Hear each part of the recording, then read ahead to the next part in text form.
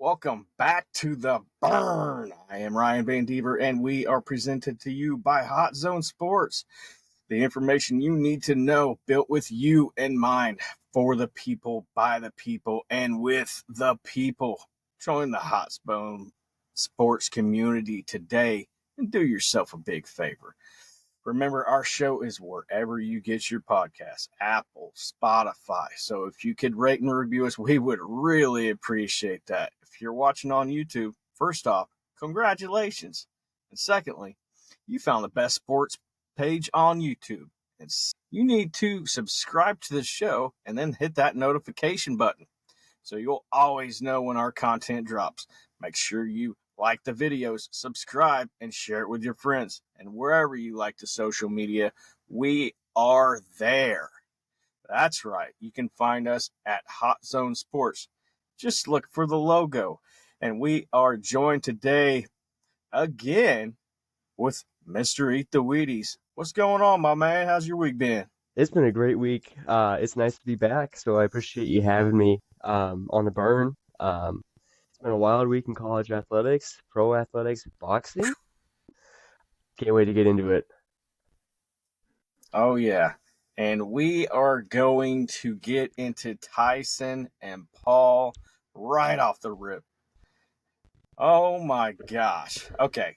So a lot of people are out there, conspiracy theorists. And when it comes to Jake Paul, you can call me the same damn mold. All right. So every fight he's been in, there's only been one fighter in his age group with Fury. Okay. When he fought Fury, what happened? Well, he lost. So what does he do? Hey, let's go and fight a 58-year-old boxing legend and make him look like a shadow of himself. But it's okay. Mike Tyson got $20 million for that fight. But that wasn't even the fight of the night. It was the ladies. You had Katie Taylor, the head butt hitting champ, going up against Serrano. And, I mean, the way her eye was busted up was just absolutely ridiculous. What did you think about these two fights, man? The Katie Taylor fight was definitely more interesting, in my opinion. They definitely went at it. That was one of the hardest fights I've ever seen a women fight, like a woman in a women's boxing match. They did a great job, and so that was awesome. The Paul fight with Tyson, it didn't even look like Tyson really wanted to be there, and that's kind of what everyone noticed. I just, he's 58. I mean, at least he stepped in the ring, but that was kind of hard to watch. Just watching him walk down the ramp, you could tell he had his head down and he was about to go through with an act that he didn't want to. Like, that's what I got through the whole thing. I was sitting there with the wife. We were watching him roll down the ramp, and I told my wife, I said, hey, it don't even look like he wants to be there. Mm-mm. It was crazy. And then there were a couple opportunities during that fight that I noticed because I got some age on me. I'm an old school guy, right? I grew up watching Tyson. Well, Tyson in the 90s. But he had this go-to punch that he would always do. He would duck under, and then it was uppercut, right? And that was one thing that I noticed. Like, he had ample opportunity to pull that off. And there was one instance where he had a wide open shot where he ducked under, he cocked it back, and then he held it back. Like, that's his knockout punch. I don't even know what to say. Like, and, if you want to go all conspiracy, well, here it is.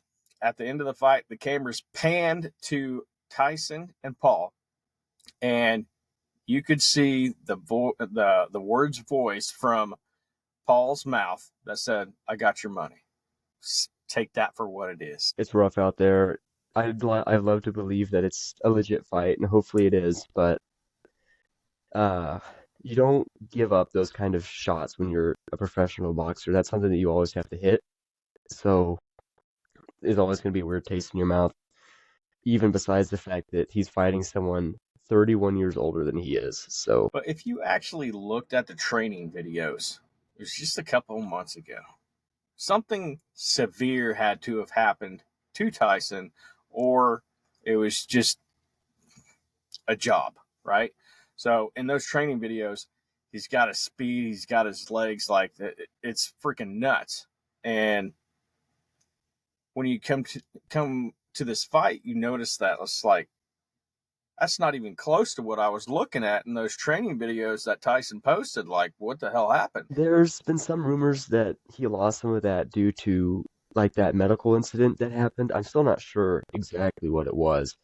The ESPN saying it was an ulcer flare up.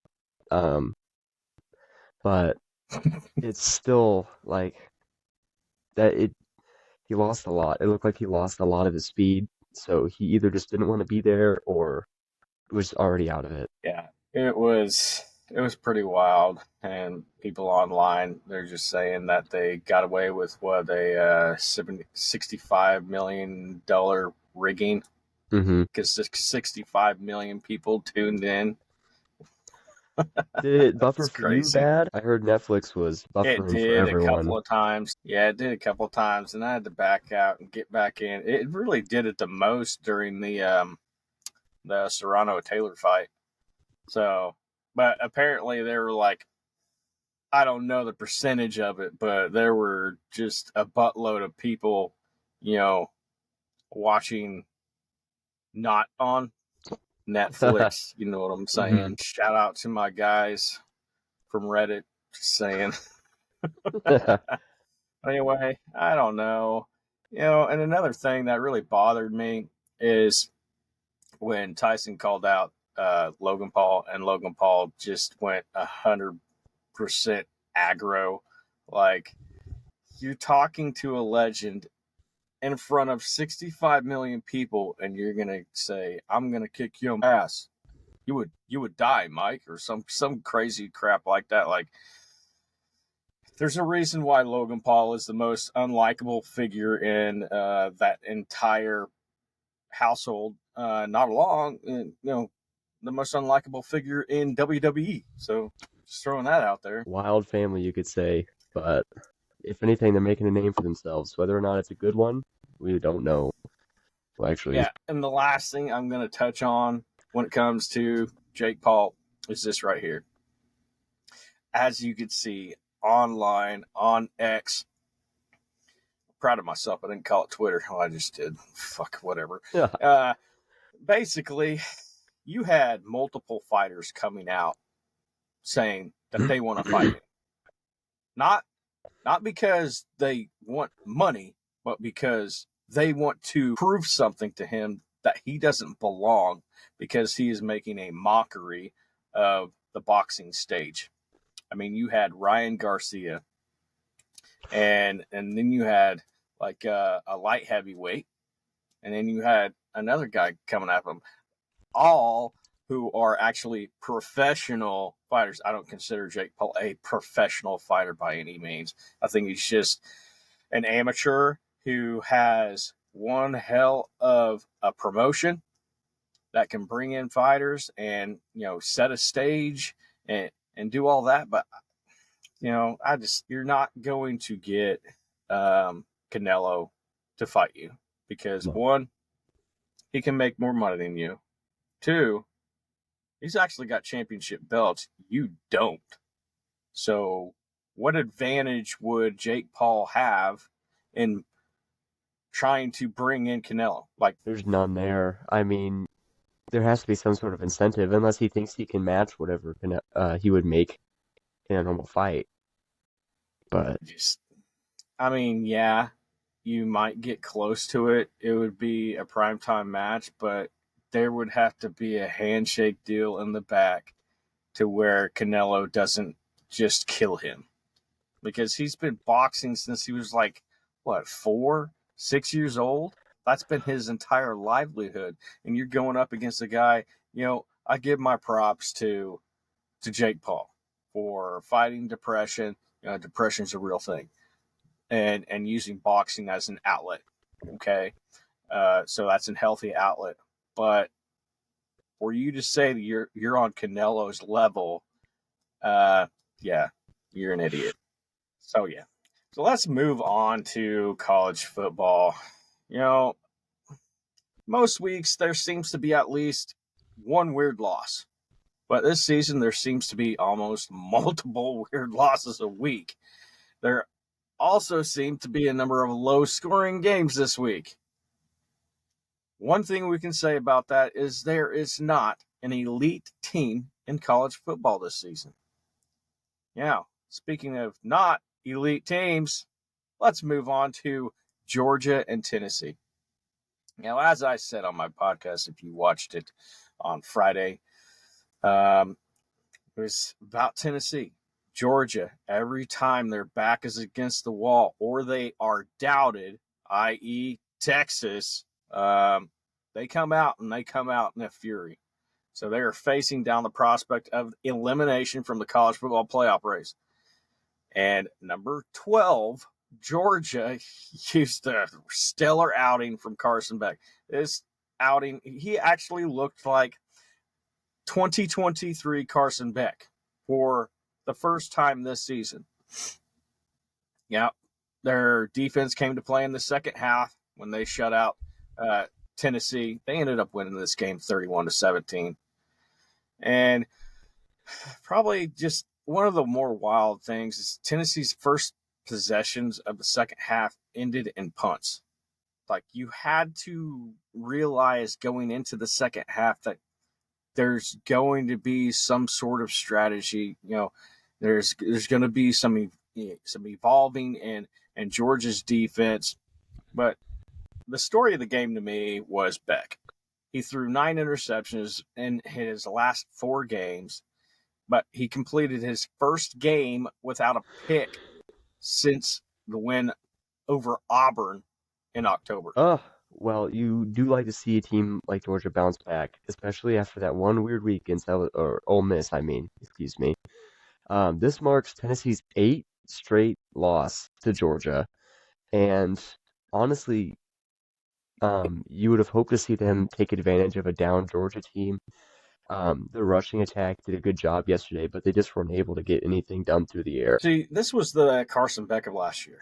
Like I said, the one of many expected to be in the running for the Heisman Trophy, maybe even the number 1 overall pick in the 2025 draft. That's the way he was projected in preseason. This game, he had some zip on the ball. He threw downfield with accuracy, and he made good decisions. Tennessee would have been in great shape to make the SEC title game and nearly a lock to make the college football playoff, presuming they would win against UTEP and Vanderbilt. Now the Vols are going to have to wait nervously to see what the committee is going to do with them on Tuesday and what it may say about their chances in the end. I personally don't think that Tennessee is going to make it to the college football playoff. They had their chances. They couldn't get the job done. You had a chance to knock off one of the top teams in the country, and especially with that Tennessee defense, who was better than the Ole Miss defense. They had a really good defensive when it comes to their running game, stopping the run game. But man, this game they just got ran over and they couldn't figure things out. Yeah, it just looked like the Tennessee of most of my childhood, where they're kind of downtrodden in the SEC.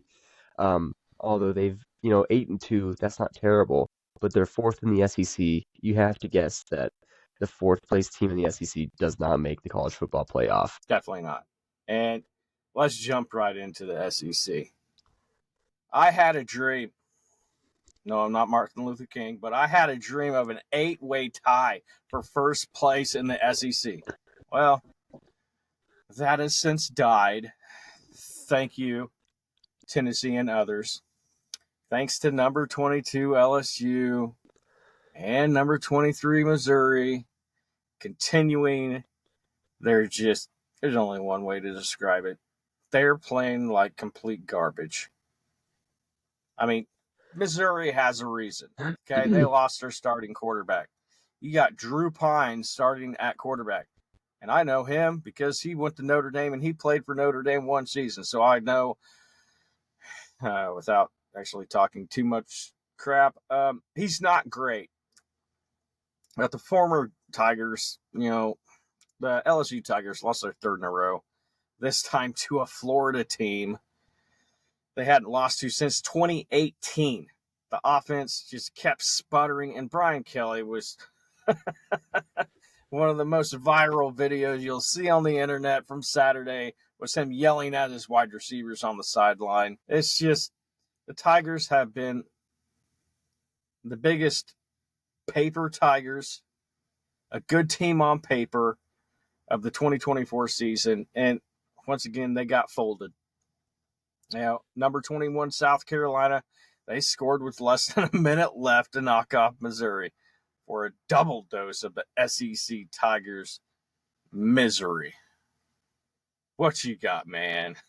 This year in the SEC has been very weird. You're not used to seeing this many SEC teams just kind of be bad. I'm gonna say you have half of the conference floating at 6-4 or below, and it seems like they have kind of taken a step back this year. LSU disappointing. You're losing to Florida, as there's just not a whole lot of an excuse for it, especially with how Garrett Nussmeier was touted coming into the season as like a top 5 projected pick. And I mean, he got sacked 7 times yesterday by Florida. Florida sacked him 7 times, and LSU was supposed to have like a top 5 offensive line. It didn't. It looks like it's not happening. Maybe they are uncoachable, or maybe Brian Kelly just isn't the coach for that. We're going to dive more into this here in a little bit because I got some stuff about Brian Kelly. I am Notre Dame fan. Just throwing it out there. So I know a lot about Mr. Big Game Brian. But the Gators have no quit in them. We've seen it all season long. Game by game by game, they always show up, excluding last week's Texas game where they just got curb stomped. But after losing 3 of its last 4 games, Florida responded Saturday, beating LSU 27-16. Florida has played the toughest schedule in the country, and nobody can argue that. It's already played 6 teams ranked in last week's college football playoff rankings and has a 7th this upcoming week against number 11 Ole Miss. Freshman quarterback DJ Lagway returned to the lineup and played well. And I knew that when he came back into the lineup, they were going to play well against LSU. I did not think that they were going to beat LSU the way they did, though. Even though it was clear he's not fully healed from that hamstring injury he suffered from Georgia, he still played one hell of a game. Mm-hmm. Now that Georgia is 5-5, all it needs is one more win to become bowl eligible against Florida State in the final game of the regular season to go to a bowl game. Florida is just a week removed from announcing embattled coach Billy Napier that would return in 2025. With Lagway at the controls, there was plenty of optimism. And there's going to be continued optimism, barring a transfer. And we do have to mention transfers because it happens quite often. But number 22, LSU Tigers, they are no longer going to be number 22. They are in a free fall. Nussmeier obviously needs to come back to LSU for another season because if he were to get drafted, it would be in the 6th or 7th round at this point, because he has a massive issue when it comes to his accuracy. The LSU offensive line, like you said, they gave up 7 sacks in this game. And LSU plays Vanderbilt this weekend. So that losing streak could possibly continue. It's definitely not going to be a gimme game like in years past. it could be more challenging than people think. LSU lost to Florida for the first time since 2018 to drop to 6-4 on the season. So I will say there are bowl eligible, but this is a team that is expected year in and year out to contend with the top teams in the country. Now, Brian Kelly, I will mention that he likes to throw these fits on the sidelines when his team is losing. Now, a lot of coaches do that, but a lot of coaches can compose themselves. Brian Kelly, when he went to Notre Dame, yeah, they played Alabama in the college football playoff, and that didn't end up very well. But Brian Kelly will always be this guy. He's a temperamental stooge who thinks he's better than he really is. Now, is he going to get fired by the end of the season? No, because they owe him a boatload of cash. And I just don't think LSU can afford to get rid of him. So you're going to be stuck with him for at least another season. But what LSU really needs to figure out is their coaching staff. Because, granted, you have a good offensive coordinator. But your defensive coordinator, you just don't have the weapons on your defense that LSU from 5-6 years past is used to. They used to be dominant on the defensive line. They used to be dominant in the secondary. And now you don't even have that. Yeah, it's been quite a downfall for them. You've got to think that either something's deep, like maybe they lost the locker room, but to be honest, like that's a rough game, and they just aren't up to their expectations. And it's been like that for 2 years at this point. They could have done a lot better last year, and this year they're stinking it up, and they might finish 7-5 this year. And what does that mean for them going forward, especially with Brian Kelly as a coach? I don't think he has the ability to adapt. He doesn't like to adapt, and he can't really learn from mistakes, and that's gonna bite them going into this. But Florida, I'm impressed. Going 500 with the schedule that they have, if they can go 6-6, that's that. I mean, that was a crazy schedule, and they already weren't supposed to be like world beaters, so that's good on them for that. But yeah, LSU, Garrett Nussmeier, go back to college, another year, refine yourself a little bit as a passer, and then make millions in the NFL, hopefully. Yeah. I mean, you really have to wonder what is going to go on with their rankings in recruiting. Like, you have seen that, recruits will just run to go to LSU, and I just don't know if they're going to be able to continue that. Like, if you finish the season 7-5, like how is that going to improve your team? I don't think it's going to. I mean, you can, as an SEC fan, I would assume that they have a very good supply of NIL money. But are you willing to burn a lot of that money just to get a few guys to your team? Because no one's going to want to commit to LSU right now because they're LSU like they would 2018-19. Yeah. So you're going to have to open up the coffers, and it might be for people that you wouldn't have normally recruited for in the past. And it's just hard for them. It's going to be hard. I mean, yeah, there's going to be the transfers that come in. But Brian Kelly is going to have to dance. He's going to have to twerk. He's going to have to belly roll. He's going to have to do anything he can, because the one recruit that has been talked about ad nauseum all year long has been that quarterback out of Michigan, Underwood, right? So you got Bryce Underwood, who's the number one quarterback in the class. And it's been said that Michigan was offering him like $10 million over like 4 years, right? And LSU isn't offering him that much. So what's going to happen if you finish 7-5? Is that going to be enticing for the number one quarterback in the nation? Hey, I want to be a part of a loser. Or are you going to go to Mr. Barstool Sports College, Dave Portnoy's alma mater, and he's going to pay you? Like, I don't know.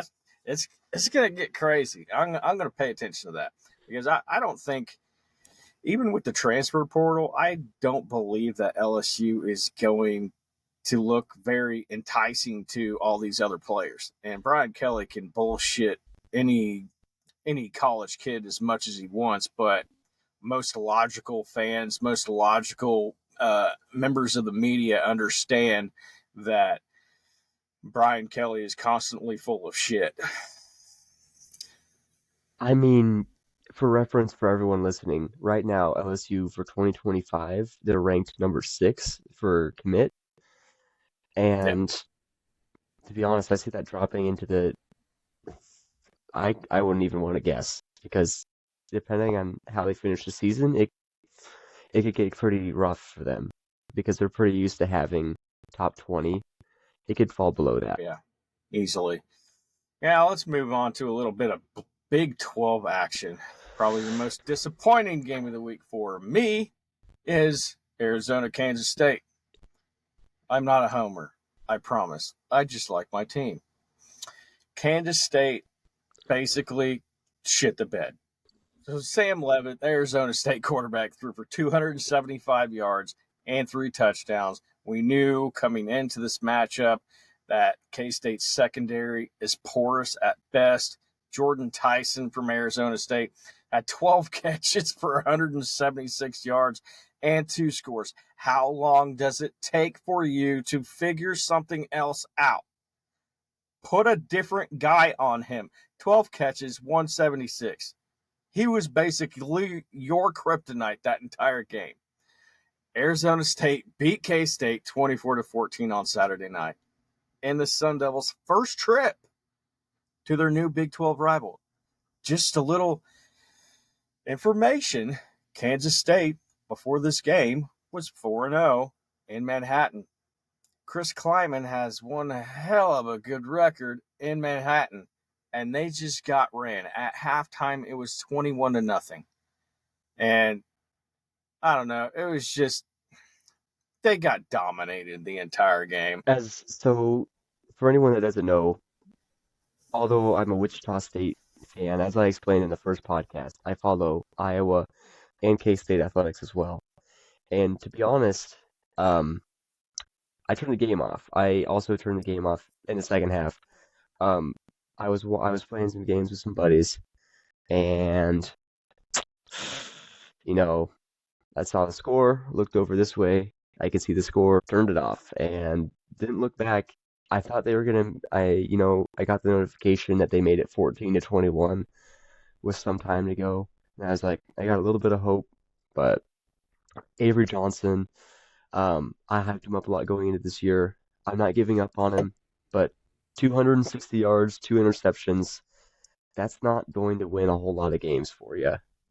Um, and the crazy thing is K-State sacked only sacked Levitt once, and I don't think Johnson got sacked once. But those 2 interceptions really were the thing that broke their back in this game.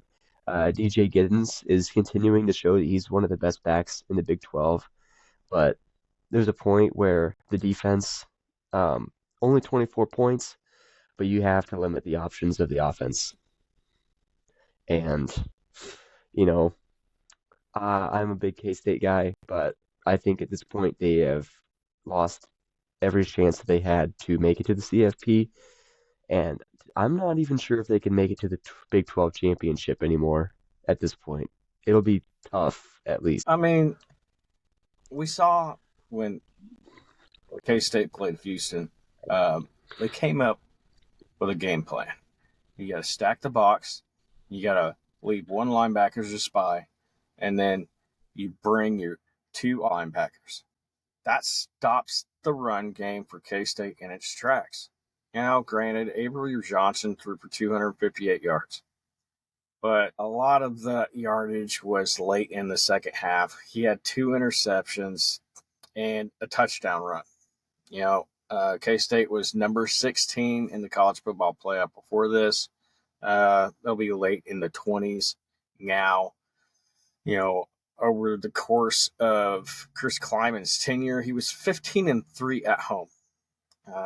But one highlight was DJ Giddens ran for 133 yards. But the biggest issue with the Wildcats, they turned the ball over 3 times and failed to get a snap down on 2 field goal tries. They didn't look like conference contenders like the Arizona State Sun Devils did. Johnson was picked off on the second play of the game. On the next series, Dylan Edwards and Giddens were stuffed on consecutive carries, giving the Sun Devils the back on the ball on downs. And then on the Wildcats' third series, Jace Brown fumbled the ball away after a catch. To say it was a massive struggle of epic proportions would be the understatement of the college football season. Yeah, I'm going to be honest. I mean, I know Arizona State is not overperforming, but they've been higher than expectations all year this year.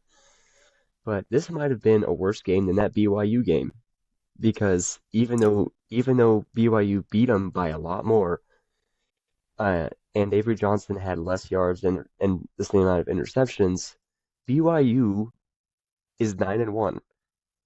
They're not a bad team. This Arizona State team, though, is kind of not middle of the pack, but it's just hard to see losses like this when you were coming into the season touted as a top 5 school, and you're slowly, seemingly getting worse instead of getting better. Well, K-State had a lot of errors, and it wasn't just on the interceptions. They had a 67-yard touchdown reception negated when an offensive lineman, Andrew Langang, blocked too far downfield. Johnson overthrew wide receiver Ty Open on what would have been a 69-yard connection. And with first and goal at the Arizona State 5, they not only failed to get in the end zone, but fumbled away the field goal snap. Like, the errors and the missed opportunities were there to be had in this game, and they just muffed it away. Speaking of muffing it away, the Wildcats muffed one last field goal try last night with just over 2 minutes left that would have made it a one-possession game. Mistakes, mistakes, mistakes. That is the name of this game. K-State had opportunities, but just couldn't capitalize on them. Arizona was picked to finish last in the Big 12. And now they're in the thick of it for a Big 12 title chase. Man. For anyone at home wondering that doesn't have standings pulled up, the conference standings is BYU 6-1, Colorado 6-1, Arizona State, Iowa State, Baylor, K-State. So K-State is 6th right now behind Baylor, and with a win, they could have been 3rd or 4th in this race and still in it. I would say at this point, they're probably out. Now, next we're going to move on to a team that really has an opportunity to help out Arizona State. BYU and KU played last night. The number 6 Cougars took on the 3-6 Kansas Jayhawks, and I've been saying it ever since they played K-State. This Kansas Jayhawks team is the worst team in the conference. When Jalen Daniels throws multiple interceptions a game, yeah, they're going to struggle. Every single team is. But when he keeps those turnovers down, they are going to be in it. And I picked the Jayhawks to beat the Cougars on the Friday podcast. And for those of you that used that pick to your advantage, bravo. But honestly, if you watch the game, I feel sorry for you. I feel sorry for myself because I watched that entire game, went to bed way too damn late. Both offenses struggled. It was just, it was a snoozer. I may have walked off and did dishes in the kitchen. I don't know. Maybe I did. But Jalen Daniels, one play that got me was Jalen Daniels actually tricking BYU by punting it on fourth down, which caused some confusion for BYU. It was actually hilarious. It ended up bouncing off a player's helmet, and then Kansas was able to recover. Likely the only way into the college football playoff is by winning the Big 12 championship. They're likely to only get one bid. And so right now it's going to come down to BYU. If they lose again, there's going to be bigger chaos in the Big 12. Now, Kansas, the best 4-6 team in the nation, is going to be playing Colorado. And I know there's a bunch of Colorado lovers out there, and their defensive front, their front seven has gotten better. I get all that. But there's a buzzsaw with the hype that is at a high level for the Kansas Jayhawks. And their confidence is at an all-time high. Yeah, I mean, the team really gelled late in the season, as we saw against K-State. They gave K-State a run for their money, and it was, it's one of those games where they just proved that they're tougher and able to win in that situation. I mean, Jalen Daniels had less than 20 passing attempts. He had an interception. Devin Neal, 3.7 yards a carry. I mean, they weren't doing great on offense, but neither was BYU. BYU, although they had a better rushing attack, and technically their quarterback, Jake Ratzlaff, had a better numbers.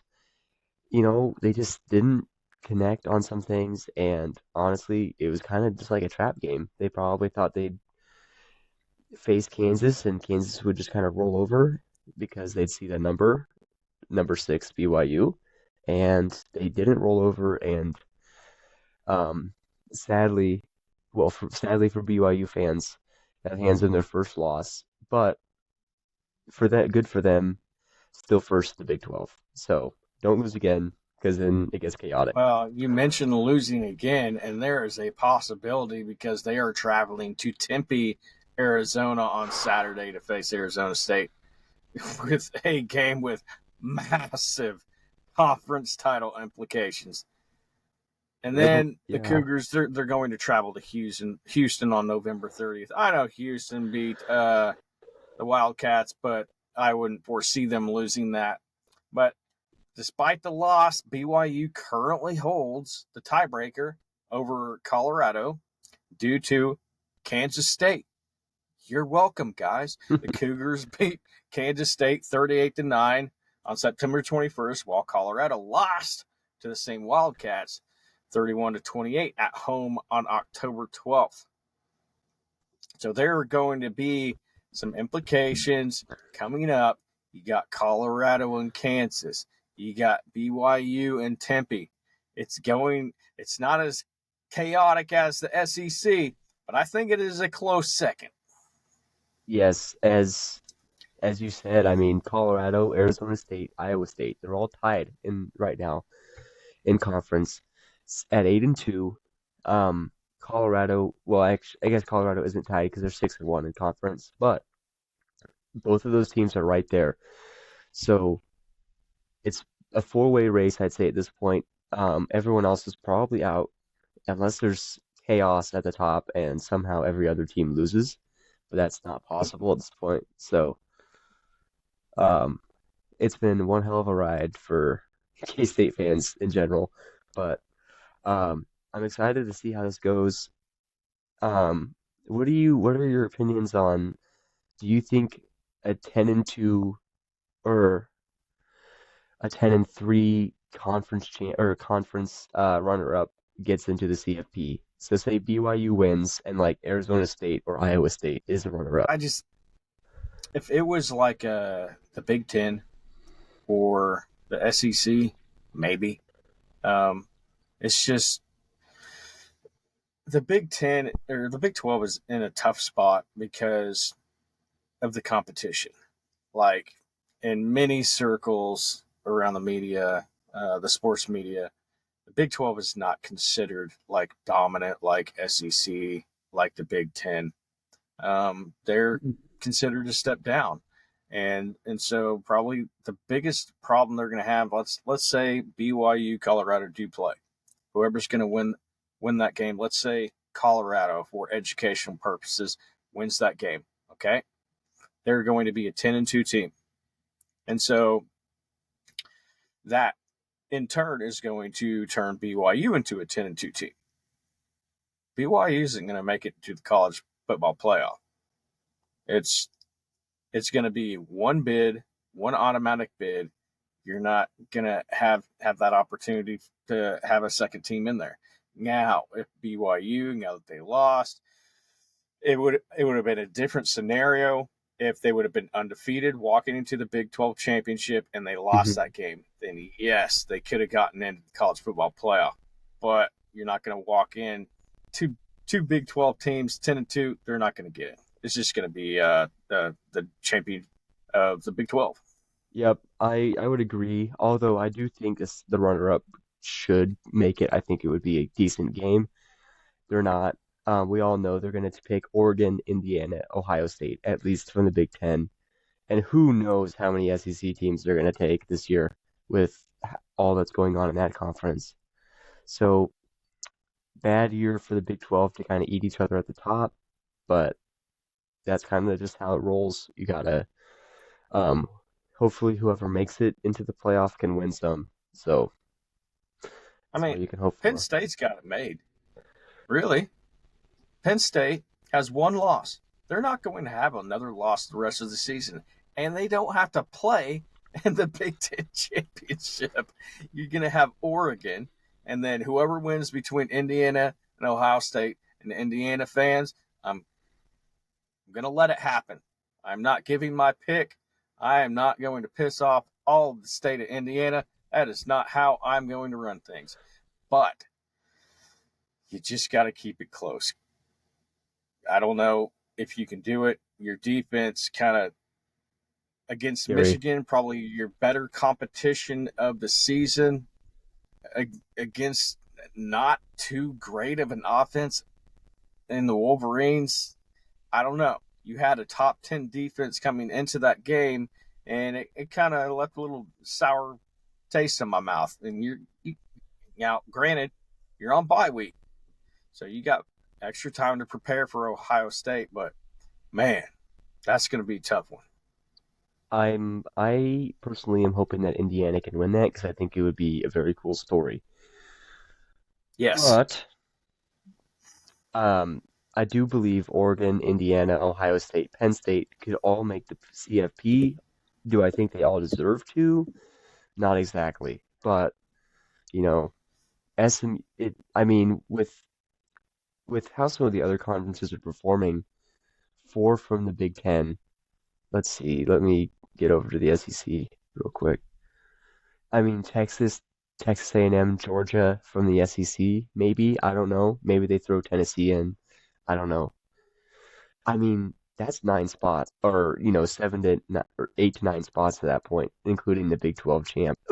Like, ugh, it gets tough because I don't Yeah, I remember. mean, No, I think I'm wrong because of the auto bids. But yeah, confusing. This new playoff I system mean, is like, confusing me. yeah, I mean, like, you got Penn State. They got Minnesota this week. They're favored by 11.5. Okay. Somehow, some way, LSU has and Vanderbilt. They're favored by 8.5. Okay. It's just, oh man, it's going to be a crazy game between Indiana and Ohio State, and we don't have to wait for it on Saturday. It is going to be right at 12 p.m. Eastern Standard Time. So, man, But let's go ahead and touch on Colorado. As we all know, they beat the living daylights out of Utah, which actually came as a surprise to me because it was strength against strength. Watch the podcast on Friday. I talked about it. It was the best defense in the Big 12 against the best offense in the Big 12. But they just got run over. And obviously, you saw the clips of Travis Hunter with the wild catch. But Colorado now sits firmly in second place with a 6-1 record in league play, only 1 year after going 1-8 as a member of the Pac-12. You have to be impressed with the turnaround they have had in college football in just 1 year when they were not even expected to have 3.5 to 4 wins.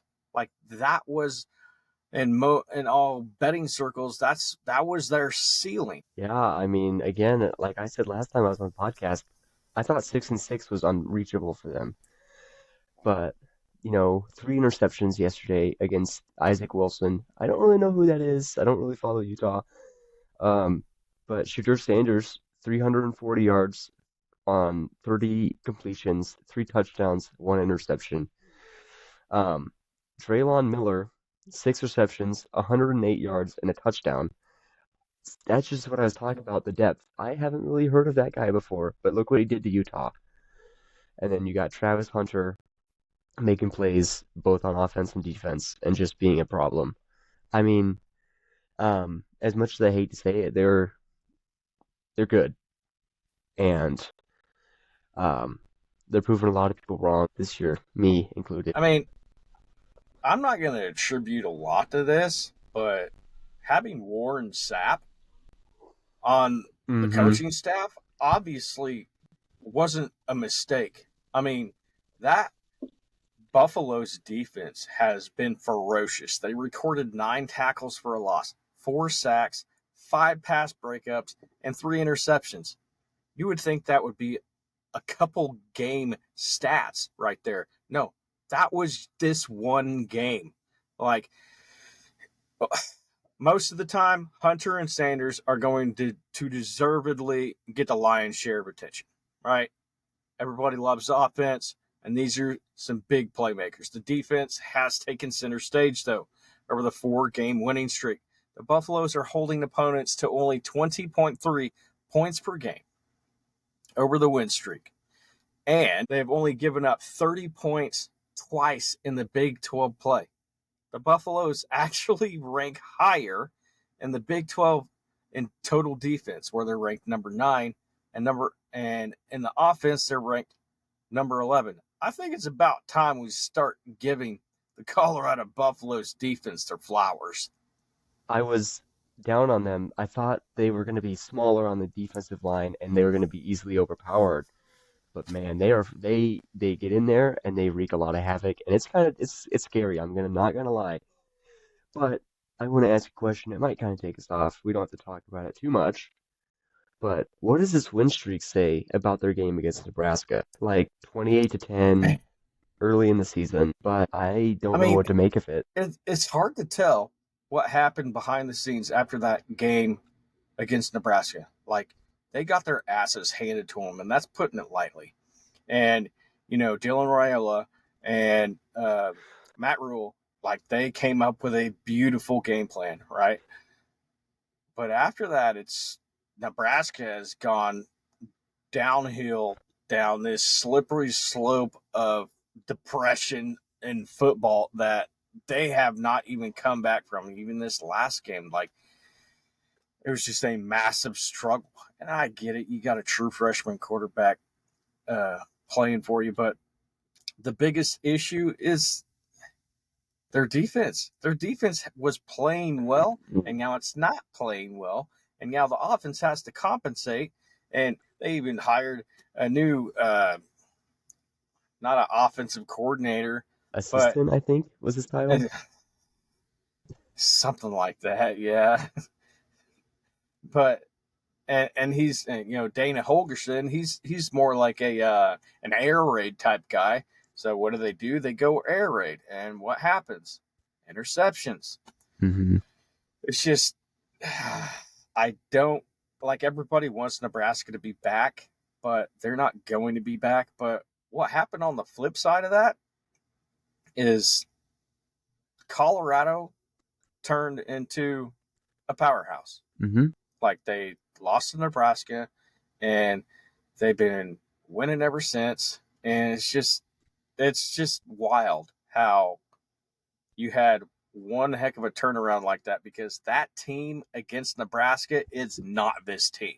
Mm-mm. Like something happened. Yeah, they against Nebraska, um, not a great completion percentage, not a whole lot of yards per attempt versus your rushing attack.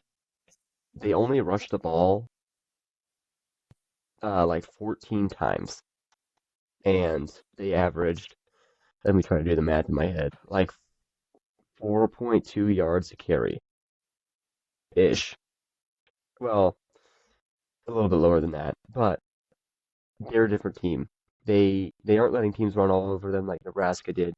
I think it was a get right game. As I know they lost to K-State after that, but they've been playing on a different level since that game.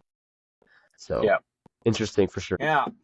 We're not going to be touching on any more games, but we are going to be touching on Notre Dame. They beat Virginia 35-14. Yeah, as many of you know, I'm a realist, okay?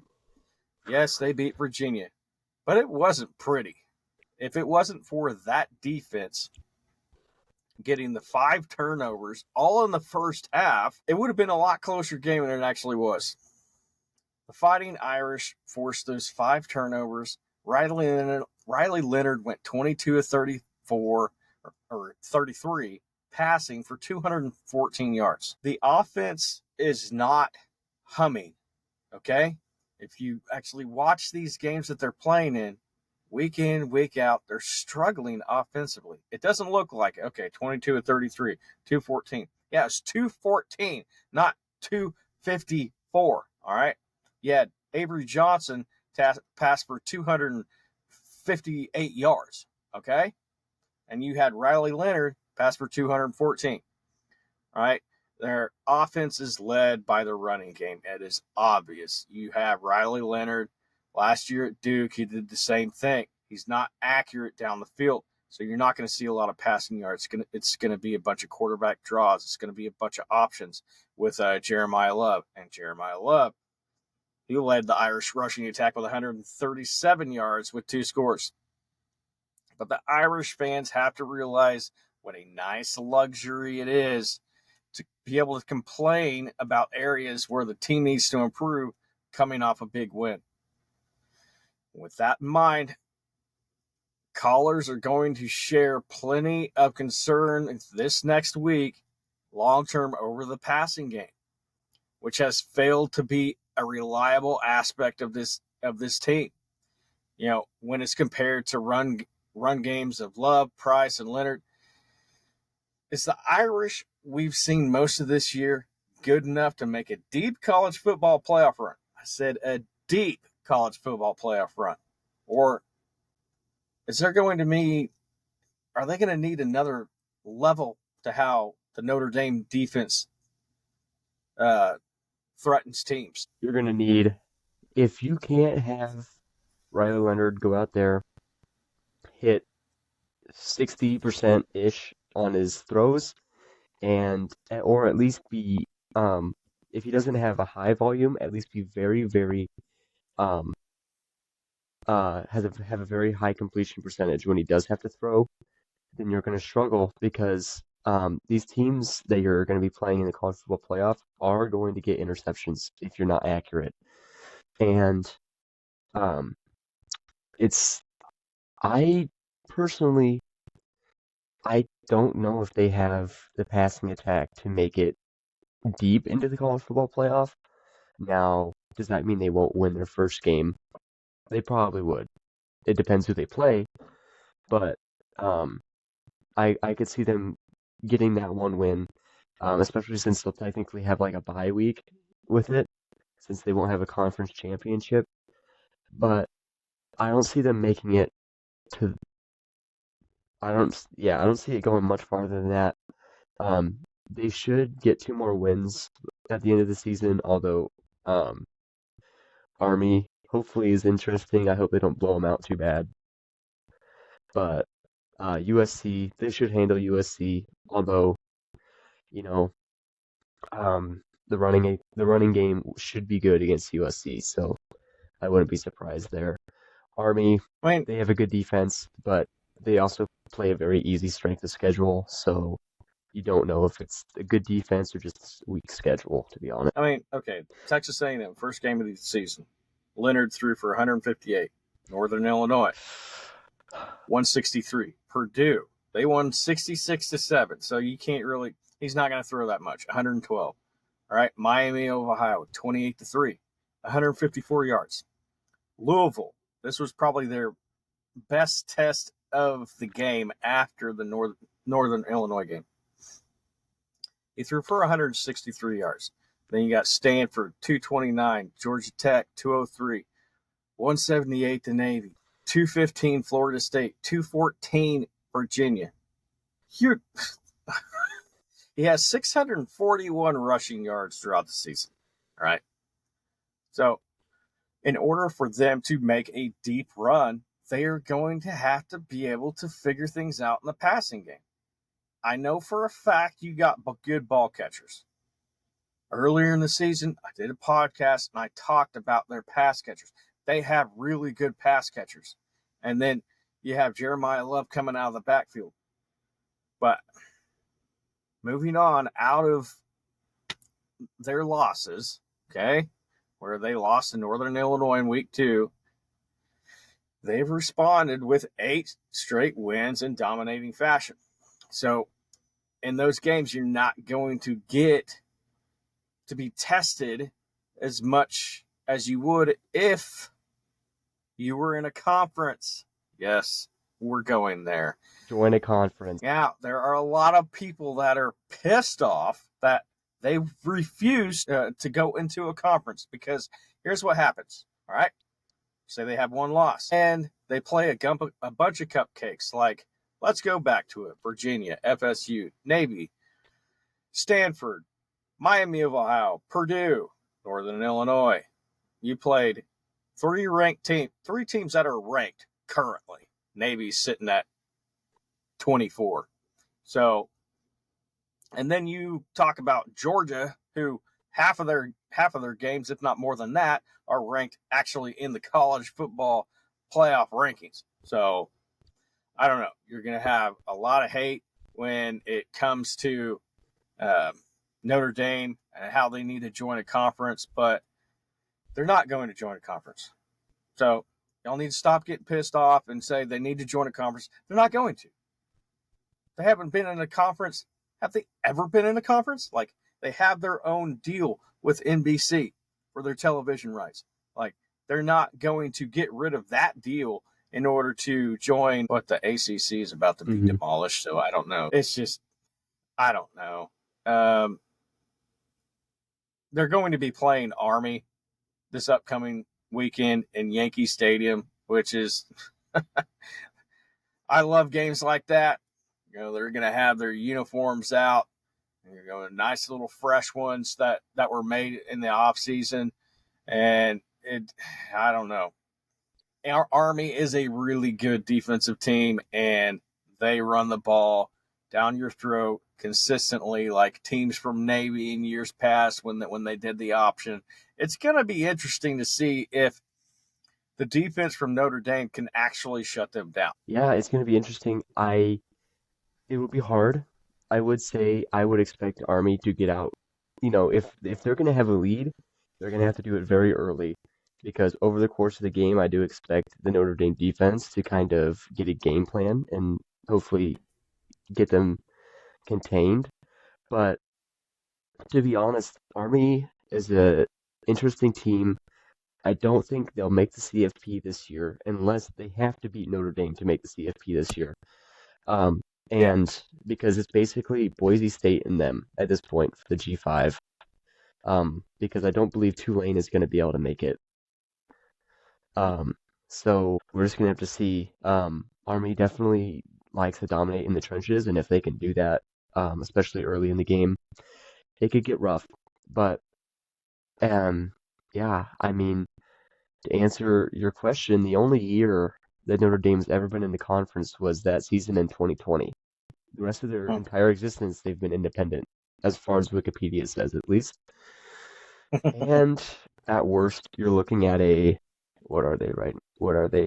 9-1? Yeah, at the worst, you're looking at probably 10-2, but I mean, 11-1 is definitely on the table. So, I mean, you have a quarterback and Bryson Daly for the Golden Knights, who has completed 29 passes for out of 51 attempts for 644 yards. Their rushing offense in total is 3,014 yards. Like, it is a one-dimensional team, pure and simple, with a great defense. But once again, they haven't really played too many great teams either. Like, it's just you played Lehigh, Florida Atlantic, Rice, Temple, Tulsa, UAB, East Carolina, Air Force, North Texas. And so if they do beat Notre Dame, okay, that's going to ramp them up. And then after that, you got UTSA and Navy. And then they're probably going to be playing in their conference championship, yes, which they locked, sorry to interrupt, but they did lock that up yesterday. So the conference championship is set for Tulane and Army already. yeah, and there's no guarantee they're walking out of that either. But let's say hypothetically, let's say Army wins out, Boise State wins out. We're not going to include Tulane for obvious reasons because they'd be out anyway. How do you pick between Boise State and Army? That is a hard question because, I mean, if you were someone picking, would you go off how much they beat teams by? I don't know. Is it just by ranking? Do you just go by who's higher ranked at the end of the season? Because Army doesn't play super hard teams, but Boise State, they played Oregon, Washington State, and UNLV back when UNLV was killing it. I'm not sure if they still are, but um, I don't know. In my mind, I would think they'd pick Boise State, although I would love them to pick Army because it would be cool for for the Army kids to get the Yeah. CFP. But if I'm the committee, I'm probably gonna pick Boise, but I'm not sure. I mean, okay. Boise State has one loss all season, where they lost to Oregon by 3 points, 37-34. Like, okay, you just ran San Jose State, played Nevada. You kind of struggled with them a little bit, but so did SMU when they played them. You got San Diego State, UNLV, Hawaii, Utah State, Washington State. They were actually ranked before this past weekend. Portland State, Oregon, I already talked about, and Georgia Southern. I mean, I personally, if it came down to it, I would actually pick Boise State just because they had one loss where they lost to Oregon earlier in the season by 3 points. They're the number one team for a reason at this point. Oregon looks like they're going to win the Big Ten easily. Yeah, I think Boise State. At this point, I think they'd make it even as an as a bid anyway, since they're top 12. But Yeah. they'd also make it as a G5 auto bid. So yeah, it's going to be interesting to say the least. If Army wants a shot, they have to hope that Wyoming or Oregon just beat the absolute brakes off of them, and they have to win out. Yep. Well, let's move on to a little bit of NFL. I'm not going to talk a lot NFL, but as many of you know, this channel, I like to talk about the Colts. So they got back on track today. If there was any tracks to get back onto, they have the Lions next, so I'm not going to discuss that for my sanity purposes. But they beat the New York Jets today. Yeah, New York Jets. We beat. Okay, whatever. It's the Jets. All right, I get it. They played the Jets. They beat the Jets. And Anthony Richardson, he just went nuts. On his first touchdown today, he basically trucked a defender. And if you saw the truck from Patrick Mahomes a few weeks ago, it was nothing compared to this. I'm pretty sure that cornerback got taken off by a stretcher. Not really, but whatever. But on his first game back, his accuracy was pretty damn good. Mm-hmm. I mean, as a Colts fan, that's really all you can ask for. And he hasn't had many opportunities to lead game-winning drives, and he was able to lead a game-winning drive. And I don't know. It's just the defense played solid. They weren't great.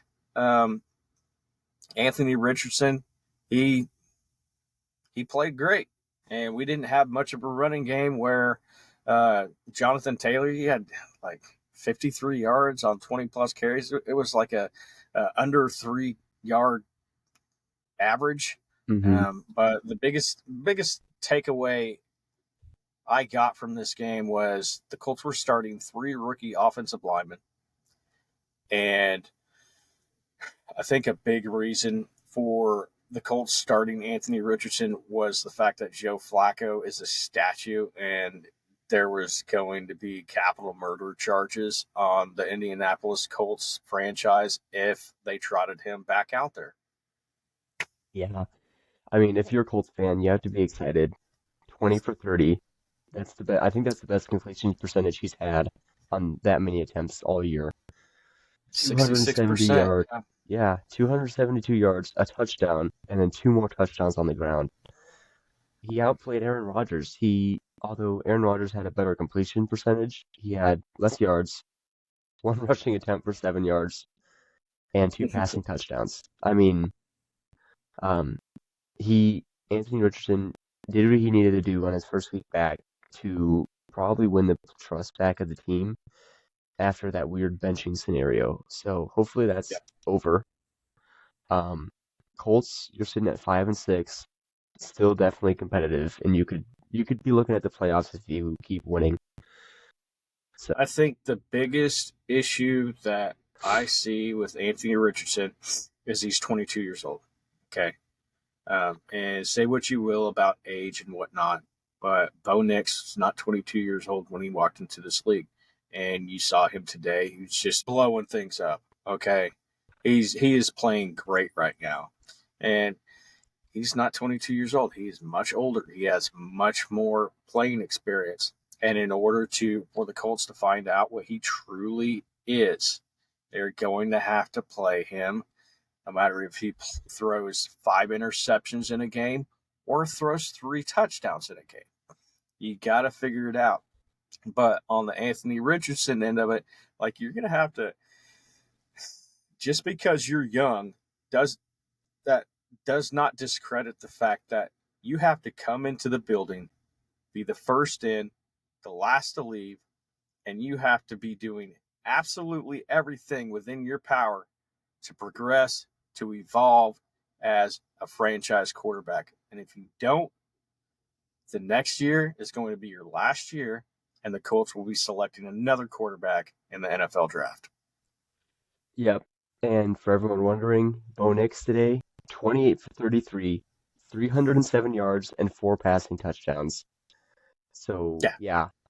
Anthony Richardson, you did good. You just gotta keep getting better every week, do your best. Yeah. And I mean, if you can do that, then you'll be playing in the league for a long time. Yeah. So what caught your eye today in the NFL? There wasn't a lot of glitz and glam going on today besides, the Steelers. They're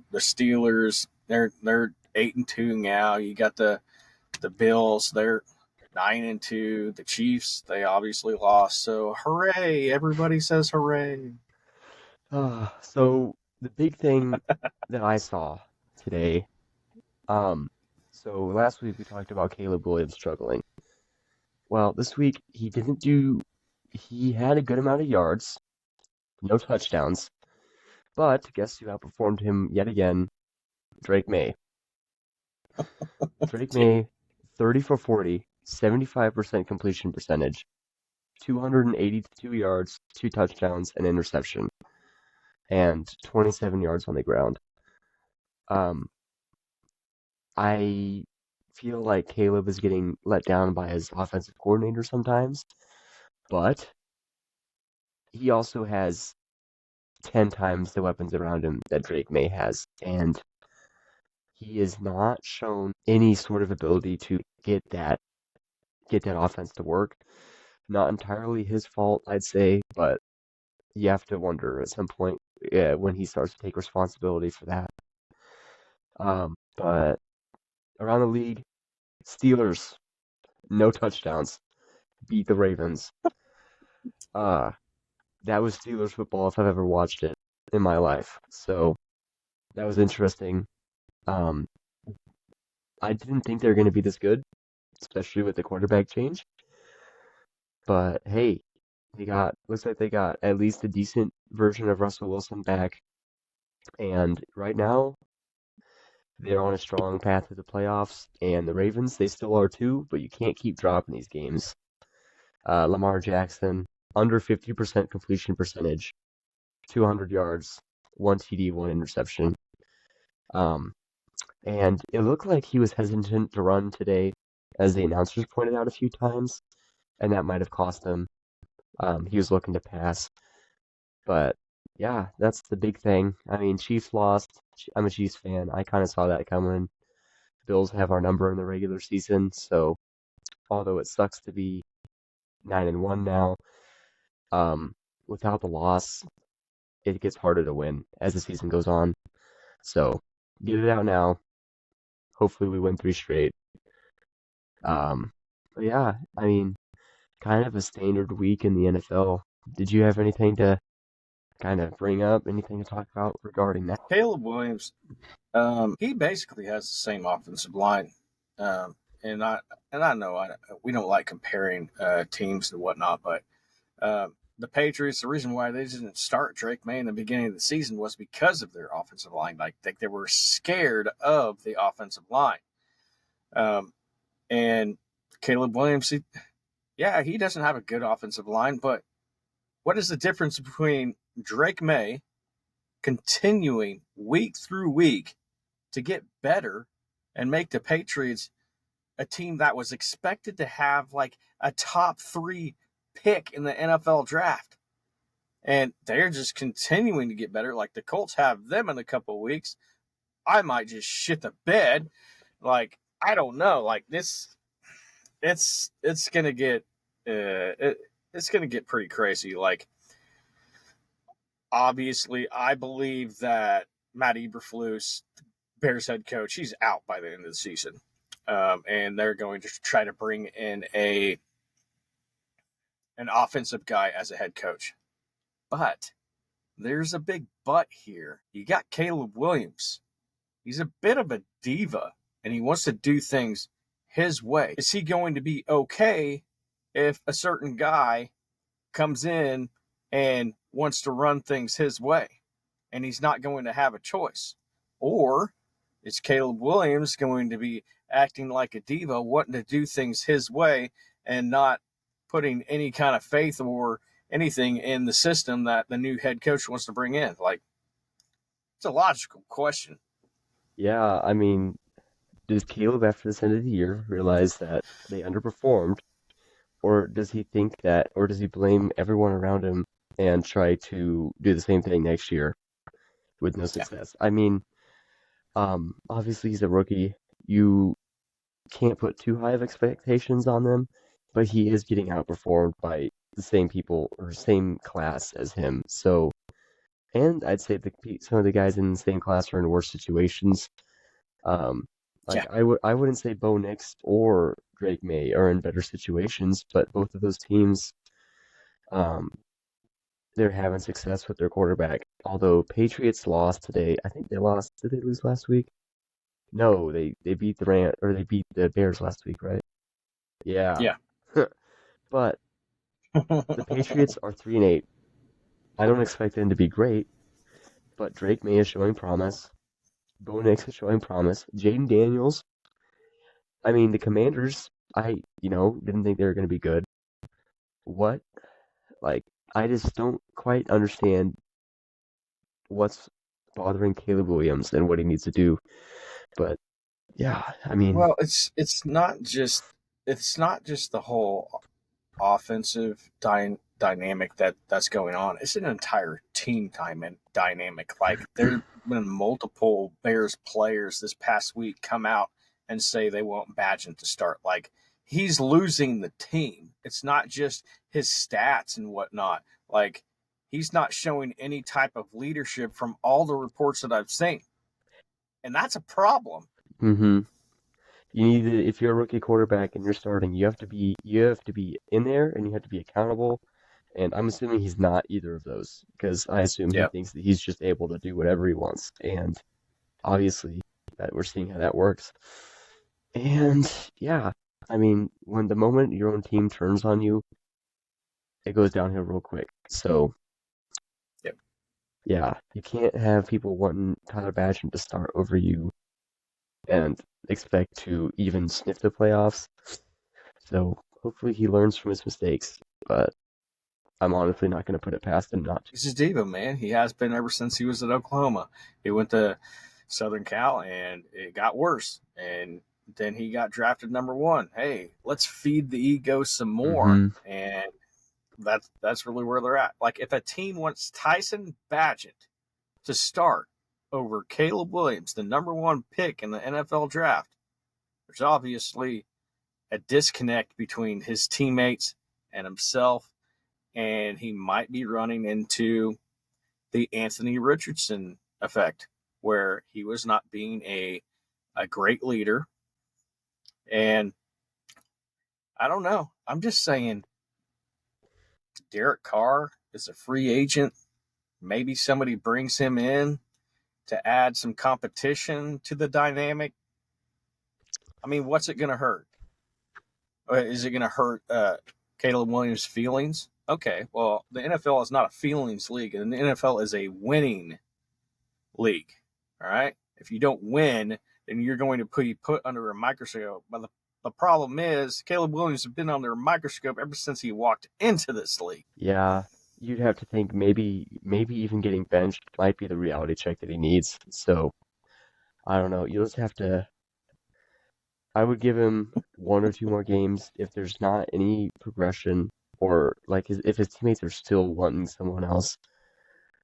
Then for the sake of him and for the sake of the team, you got to put someone else in there because all you're Yeah. going to do is make it so that you basically have to trade either him or like half of the team because they're not going to mesh again like that once that trust is gone. So, Yeah. yeah.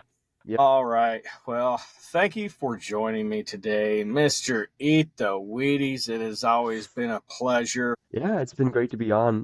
Thanks for having me. I'll make sure to hopefully be on again. Maybe if you guys like seeing me, maybe if your audience says they don't like it, but I like being here. So it's been a good time. Thanks for having me. Yeah. Well, I am Ryan Van Deeber. We are Hot Zone Sports. Thank you for tuning in today to The Burn and making us your first listen of the day. Hey, before you leave, give this video a thumbs up. Can you do that, YouTubers? Can you? Is that too much to ask? No? Okay. It helps us pop in a big way. Everything is free here. That's all we ask of you. It's not a lot. And if you're on our podcast on Apple or Spotify, drop us that 5-star rating and review. It helps us out substantially. So thank you guys for doing that. Also, follow us on all social media platforms at Hot Zone Sports and join the sports pages that is meant for you, because this is truly why we do this, for the people. Subscribe to the YouTube channel, click that notification button, and have a blessed Monday. Peace out.